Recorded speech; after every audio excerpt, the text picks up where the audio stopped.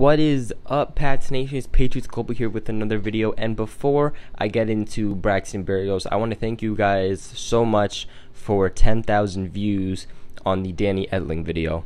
Some people may find this stupid, me saying thank you to everyone for a video that hit 10,000 views, because in some people's eyes that's not a lot, but for me and especially this channel, that's great, and it's crazy, especially in not even a week. So quickly, I just wanted to thank you guys for that. You guys are the best, Pats Nation. Let's keep going. With that being said, though, the Patriots draft ended just about a week ago. And although I will be not making separate videos for every single player, I will be doing a Patriots recap draft type thing. But this is a guy I just really wanted to talk about. So Berrios is a wide receiver coming out of Miami with a height of 5'9", weight of 184 pounds, and I would say, because this says the length of his arms and all, but most people won't really know what that means, so I just choose not to put that in. But to say the least, he doesn't have big arms. People say that he has T-Rex arms, but he can still ball. When doing my research on this guy, I found it very interesting who he was compared to. Out of everybody in the NFL history this guy could be compared to, he's compared to Danny Amendola. Who just left our team this offseason? Danny Amendola. I mean, coincidence? No, it's not. So a little downfall about this guy is that he is 5'9". Danny Amendola was 5'11", and Edelman is 5'10", so basically it goes 5'9", 5'10", 5'11". So Berrios will be the smallest one out of the Amendola and Edelman.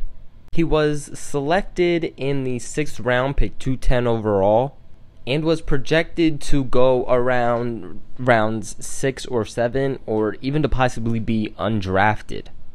Many people saw this coming last year. They said, watch out for Braxton Berrios because he will be in a Patriots uniform next year. It was just a guy that everybody could see the Patriots drafting because of how much he is like Danny Amendola and Julian Edelman, which were huge stars and huge Patriots for the organization.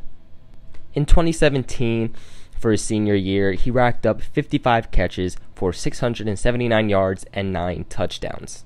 In his career, he played 49 games over 4 years with 100 receptions, 1,175 yards, and 14 touchdowns. What I see a lot is he doesn't get too many receptions, but he does definitely rack up yards, and he has a decent amount of touchdowns. I mean, 4 years, 14 touchdowns isn't anything huge, but he could definitely be a red zone threat. I could definitely see that. Another reason that I think Belichick loves this guy is that he's a very good special teamer. Now, he isn't anything compared to Brandon Cooks with speed, but he definitely does have decent speed. And to top that off, he's a very good punt returner with 487 yards and 1 touchdown on 47 punt returns. And he's actually said to be a threat when it comes to being a punt returner. This is good because that means we don't have to put Edelman back there and risk maybe another injury or something happening. We don't want Edelman back there, especially with his age. And people are like, Cordero Patterson. No, he is a kickoff specialist. He doesn't really play punt returner. He has, but that's definitely not his specialty. And if there's one thing we've learned is that you want to play players where they're good at, where they can play. You don't want to just put him somewhere he doesn't really have much experience at. So I think that will help Berrios to make the team, especially because we don't have a very set punt returner. We are said to, we have Cyrus Jones, but he has had so many issues. Do we want him to even make the roster? I don't know. You guys tell me what you think in the comments below about him. So in his days of playing in Miami, he was elected team captain, and he was under the radar when it came to the draft because of his short frame, short body, short size, basically just his smallish frame, aka body. When I saw the Patriots draft this guy, I was very curious. I was like, wow, a wide receiver at this time. I saw his picture and I was like, I could see that guy being a Patriot, because it seems like every good-looking Patriot usually seems to be a very good Patriot. And he's a white wide receiver, and let's be honest, those usually do well in New England. As I did my research and watched highlights of this guy, I, for some reason, just went crazy. I loved this guy, especially for being in the sixth round. For me to go crazy and love this guy so much, definitely, I have a good feeling about this guy. The only thing that threw me off about him is when he posted a tweet way back when, but he basically said that he doesn't like the Patriots. And then when he gets drafted, he's like, I'm a Patriot, baby, yeah, but you kind of got to be careful with your tweets, buddy, especially when you're trying to become an NFL player. To tweet something out like that about an NFL team, just to be jinxed to be playing on that NFL team, definitely can make you look bad, especially with us kind of fans. So he is mainly slot. That is especially where he strives at. He posted 680 receiving yards from the slot, which ranked 8th in the receivers in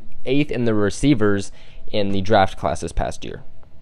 Basically, he's going to be battling out yet with other wide receivers. We picked up Jordan Matthews because we needed this slot help, and then we go and we pick up a guy whose key is to be in the slot. Patriots have such a stacked wide receiver core, definitely the best in the league. Don't even freaking argue with me on that. So it makes you wonder what is going to happen. Worst comes to worst, I say that Braxton could probably be put on the practice squad.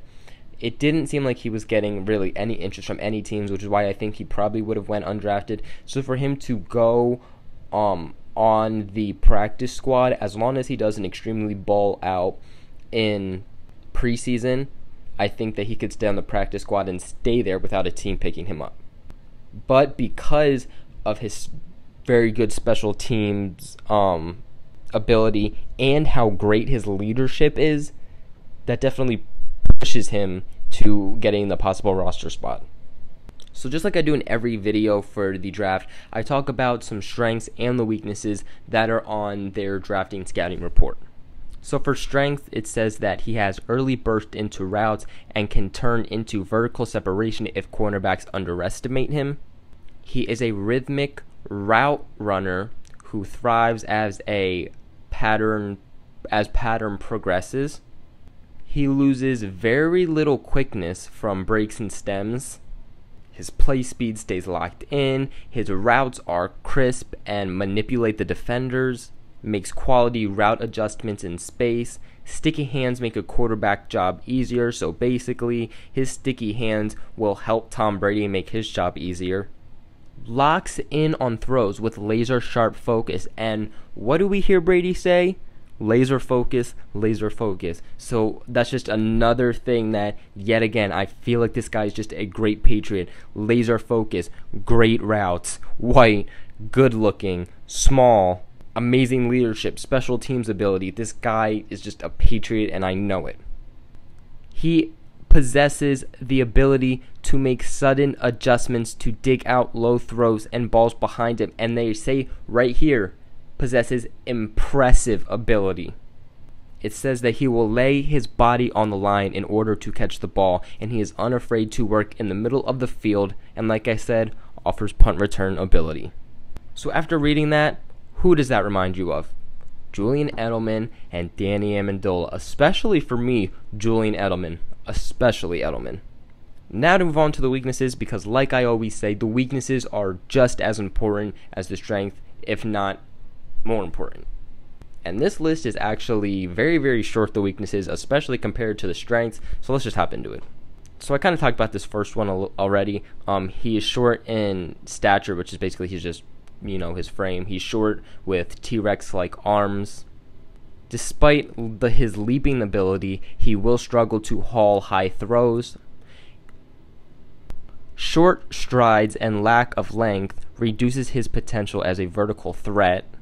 He's tight-hipped and is much better north-south than east-west. His lateral agility is below average, so doing lateral routes for him maybe not the best idea.